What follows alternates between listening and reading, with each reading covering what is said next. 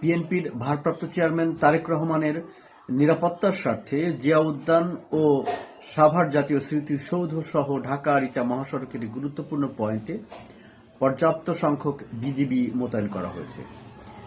আজ শুক্রবার বাদ জুম্মা তার বাবা শহীদ প্রেসিডেন্ট জিয়াউর রহমানের কবর জিয়ারতের পর তিনি সাভার জাতীয় স্মৃতিসৌধে মুক্তিযুদ্ধের শহীদদের প্রতি শ্রদ্ধা নিবেদন করবেন।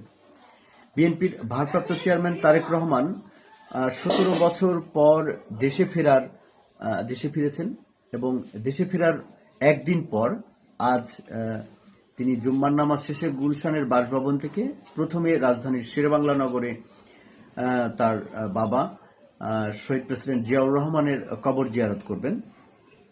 এরপর তিনি সেখান থেকে সাভারের জাতীয় স্মৃতিসৌধে মুক্তিযুদ্ধের বীর শহীদদের প্রতি শ্রদ্ধা জানাবেন। এ উপলক্ষে এরই মধ্যে জাতীয় স্মৃতিসৌধের সব ধরনের প্রস্তুতি শেষ করা হয়েছে এবং নেওয়া হয়েছে ব্যাপক নিরাপত্তা ব্যবস্থা। তো সুপ্রিয় দর্শক মণ্ডলী, এই ছিল সর্বশেষ আপডেট। ভালো থাকবেন, সুস্থ থাকবেন, আমাদের সঙ্গে থাকবেন।